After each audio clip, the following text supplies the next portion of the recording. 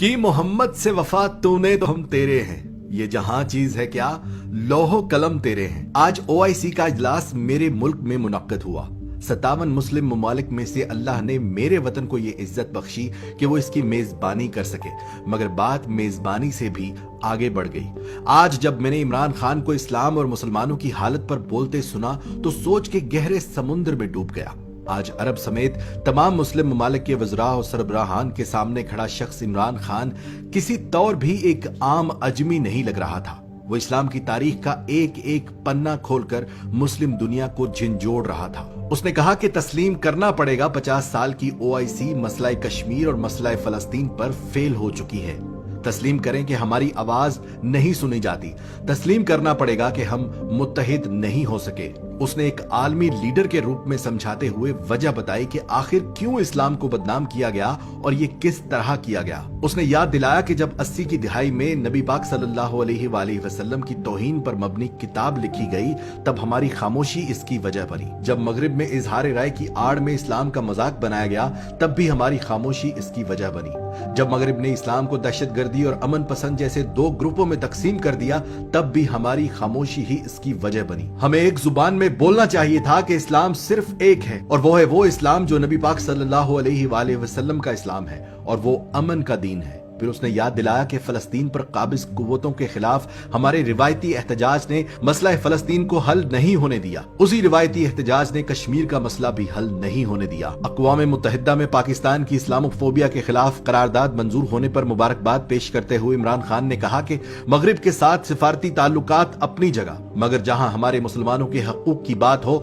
वहां डरो मत, वहां मुत्तहिद हो जाओ, सब डट जाओ, वरना कुछ नहीं हो सकेगा। उसने याद दिलाया कि 40 साल तक जंगी हालात का सामना करने वाले अफगानिस्तान को हम सब का फर्ज है कि मिलकर मुस्तहकम करें, क्योंकि जब तक वहां भूख अफलास रहेगी दहशतगर्दी खत्म नहीं हो सकती। फिर उसने मौजूदा इंसाफ की शक्ल को नंगा करके दिखाया। उसने कहा कि हमारी नाकामी की दूसरी वजह यह है कि हम सब मुल्क अपने निसाफ के निजाम को गंदा कर चुके हैं। हम ताकतवर को सजा नहीं देते और कमजोर को मुआफ नहीं करते। यह भी याद दिलाया कि इंसाफ का इस्लामी निजाम तो वो था कि जहां वक्त के खलीफा भी किसी एक यहूदी के खिलाफ मुकदमा हार गए, क्योंकि इंसाफ सबके लिए बराबर था।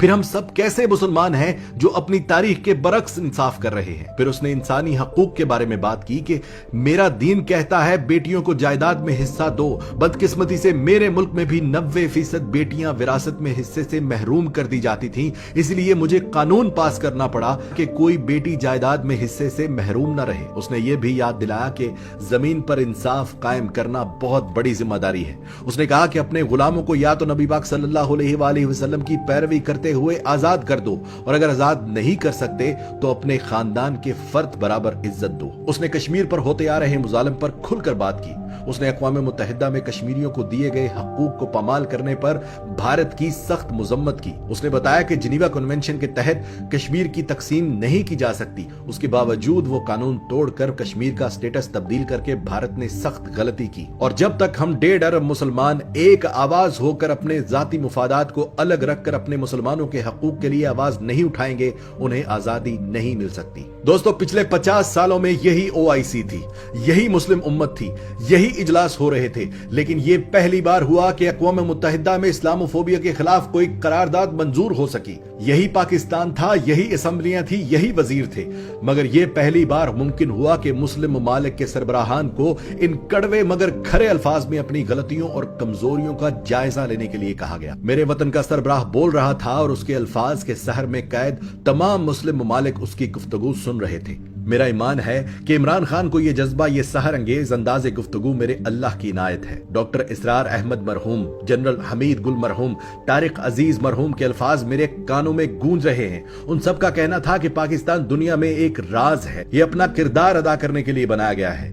हमीद गुल फरमाते थे कि जिस दिन इस मुल्क को एक ऐसा सरबराह मिल गया जो मगरबी ताकतों की आंखों में आंखें डालकर बात करेगा, उस दिन से पाकिस्तान अपने असल मकसद की तरफ चल पड़ेगा। मुझे ये सब देखकर जहां खुशी हो रही है कि वो वक्त आ गया कि हम पाकिस्तानी मुसलमान दुनिया के मुसलमानों को इकट्ठा करने वाले हैं, वहां कुछ तकलीफ भी होती है कि मेरे मुल्क का वो गरीब जिसे तालीम से दूर रखा गया, जिसे सिर्फ 2 वक्त की रोटी ही जिंदगी का मकसद लगता है, वो ऐसे वक्त में गैर दानिस्ता उस शख्स इमरान खान की मुखालफत करके उसी मगरिब की ताकत बन रहे हैं जो मेरे वतन को 75 सालों से कमजोर करते आए हैं। क्योंकि वो मगरिब भी पेशेन गोइयां पड़ चुका है कि पाकिस्तान किन राजों में से राज है। वो हमें हमेशा इसीलिए तोड़ता आया है कि हम मुत्तहिद ना हो सके, क्योंकि वो जानता है कि जिस दिन हम मुत्तहिद हो गए उस दिन सब मुसलमान इकट्ठा हो जाएंगे। दुआ है कि अल्लाह पाक हम सबको अपने मुल्क का असल मकाम और मकसद समझने की तौफीक दे। हम मुत्तहिद हो जाएं, हम एक परचम तले जमा हो जाएं, सब सिर्फ और सिर्फ पाकिस्तानी बन जाए।